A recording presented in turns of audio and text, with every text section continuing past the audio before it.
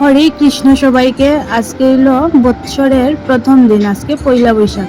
তো পয়লা বৈশাখের অনেক অনেক শুভেচ্ছা রইল সব বন্ধুরার জন্য।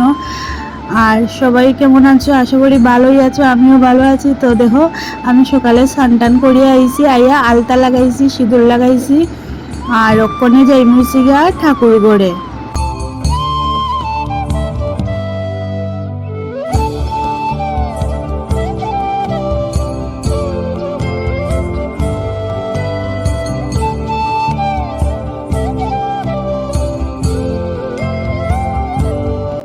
তখনই আমি তুলসী প্রণাম করতেছি, তারপরে সূর্য প্রণাম করমু, তুলসী স্নান করাইয়া সূর্য প্রণাম করমু, তারপরে আমি রান্না করে যাইমু। তো এইভাবেই আমার সকালটা শুরু হইলো। তোমরা কিরকম শুরু হইলো অবশ্যই কমেন্টে জানাইও।